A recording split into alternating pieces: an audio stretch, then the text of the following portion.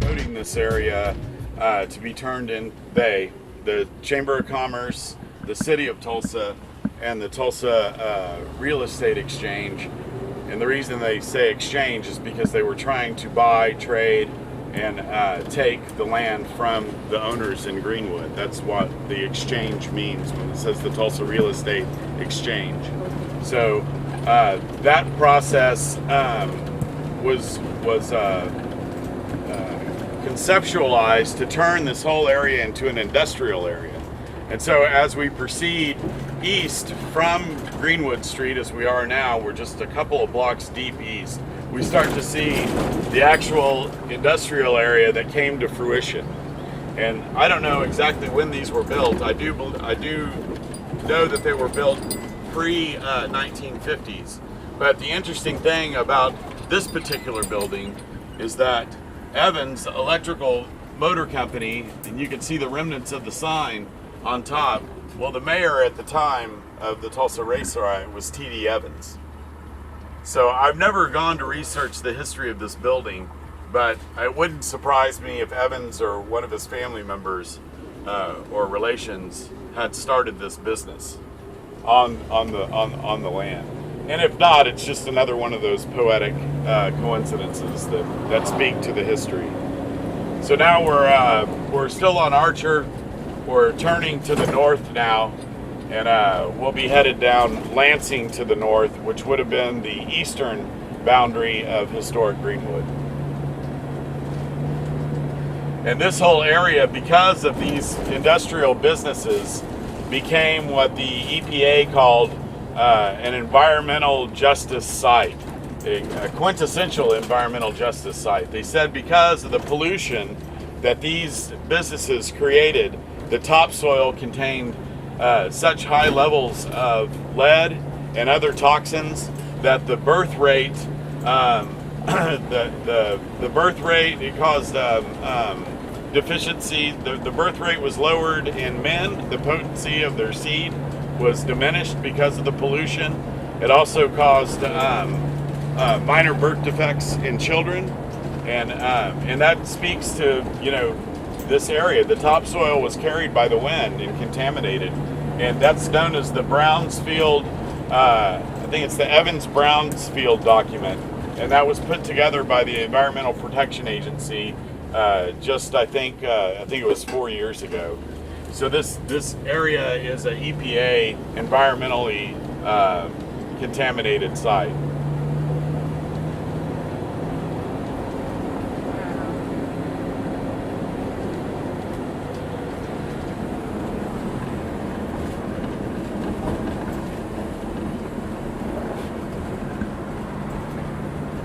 So this stretch of Lansing here would have had grocery stores, theater, barbershops. I think the Mann brothers had a record store. When I was in a city preservation meeting, the city preservation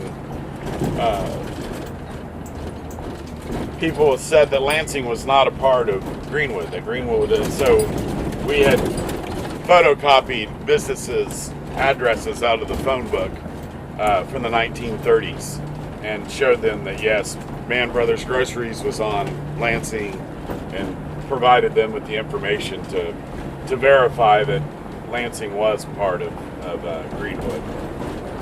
So this is just to show how in the modern day contemporary conversation about the history of Greenwood, there's just even a segregated memory of, or not even a memory, but even perception of what Greenwood is, what Greenwood was, and where Greenwood was and is. And this is by city preservation. This is by the professional historians and folks who are paid and made a career out of preserving Tulsa history.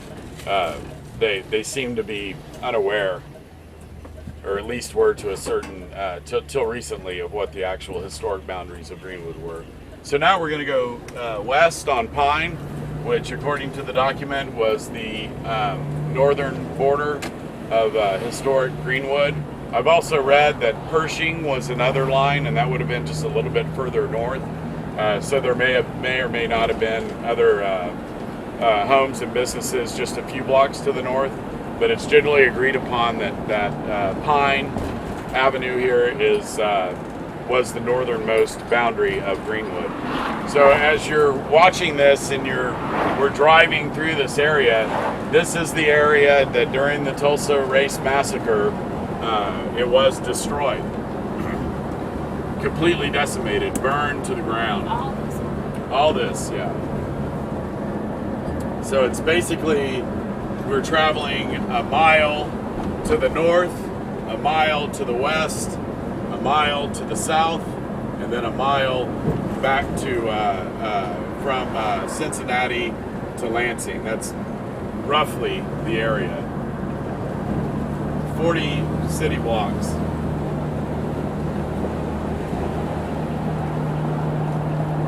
So if you take that into context of just what exists now, that half a city block, about 11 buildings down there on Greenwood, just south of 244, that's a very small percentage. It's like 1/80th of what was actually here in Greenwood. So now we've approached Cincinnati, which recently was changed to Martin Luther King Boulevard, and we're going to take a left and proceed south on Cincinnati / Martin Luther King Boulevard.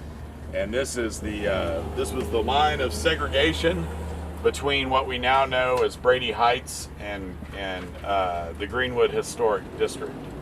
So to the west of Cincinnati, Martin Luther King, that we're going south on now, to this direction would have been wealthy, affluent white residences, as well as the Klan Hall was right over here. So this was white Tulsa to the right, and to the left it would have been the historic Greenwood area.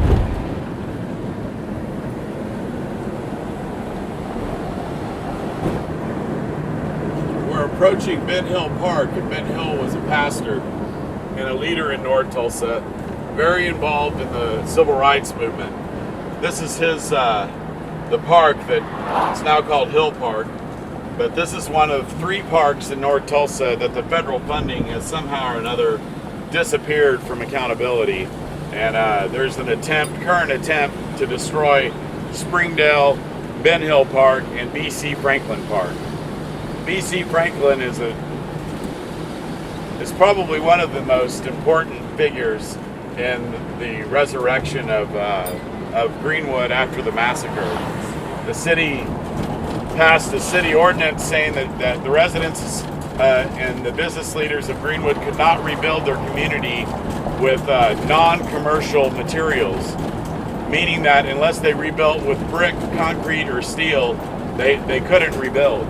Well, the majority of structures in Greenwood were wood, so that was the attempt in the city ordinance that was passed to prevent the residents from building. B.C. Franklin was one of a handful of lawyers that overturned that city ordinance and had it thrown off the law books in Tulsa so that the residents could rebuild. So without B.C. Franklin, Tate Brady, the Chamber of Commerce, and the city of Tulsa, and the Tulsa Real Estate Exchange's wishes to move African Americans out of the Greenwood area would have succeeded. And so that park commemorates his history.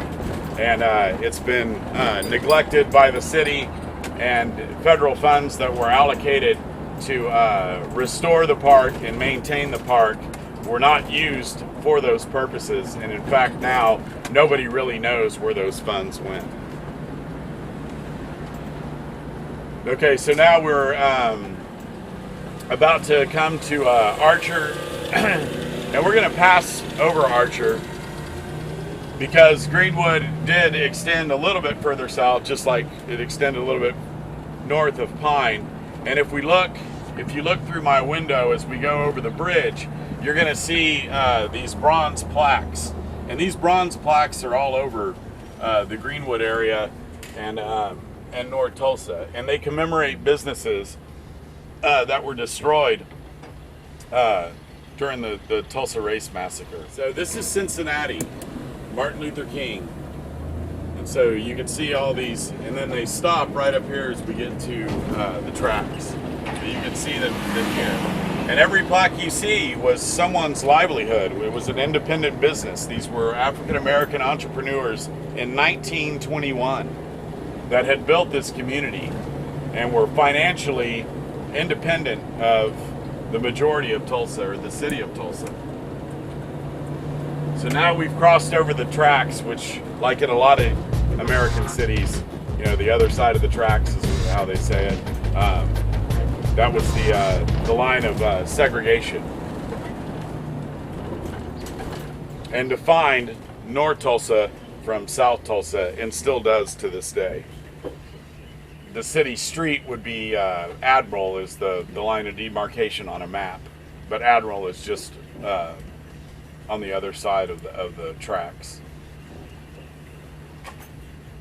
So now what we're going to do is we're going to go back into the Greenwood area, and I'm going to show you how the traditional historic boundaries of Greenwood were taken in 2010 when the Brady District, through the George Kaiser Family Foundation, Wallace Engineering, City Preservation, and State Preservation offices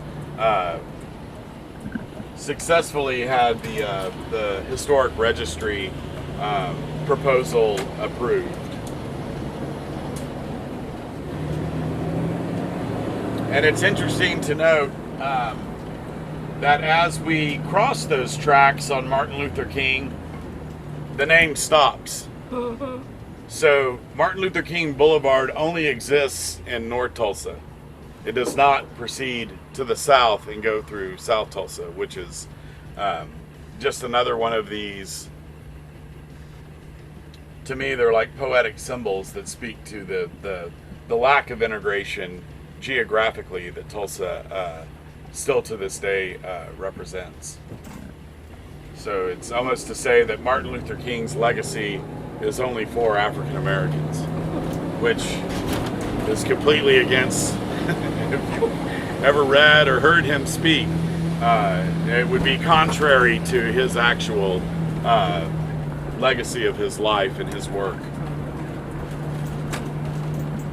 So all of these things that we're seeing down here, all of this development, the Woody Guthrie and his legacy, Martin Luther King and his legacy, these icons of progressive and unification and civil rights and workers' rights and all these symbols and icons are just being used for marketing.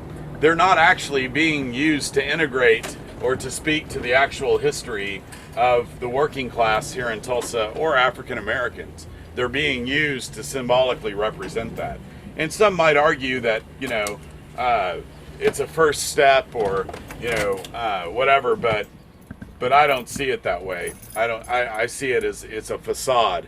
And it's just like when they invite African American artists over to AHA or to Living Arts or any of these places. These people are standing behind keeping Brady's name as part of the legacy of this area, and at the same time trying to say that they're integrating. On a surface level, they definitely are. But when you get down to it and you really start talking about reconciliation, which at its core is about the relinquishment of power and privilege for unification, and to stand behind the Brady name and the Brady districting is the exact opposite of that. That is where the power structures money came from. This is old oil money that built these foundations. The Chapman Foundation, George Kaiser Family Foundation. George Kaiser, his first business he inherited from his parents, and he ran Kaiser Francis Oil, and then he bought Bank of Oklahoma in 1989. So the history of the disparity of wealth that was created by the 1921 race massacre, the wealth of the Greenwood area that was destroyed and never compensated in any way, that didn't happen in White Tulsa, and that wealth was able to build, and now it's philanthropic, and it has built this area over here. So when you look at this development from the history of Greenwood and North Tulsa, it's a complete slap in the face. It's like it commemorates actually the segregation, the racism, and the lack of reconciliation and justice that has occurred since the 1921 race massacre. So now we're going to walk these boundaries, and I'm going to show you some of the areas that are now in Brady that are historically Greenwood.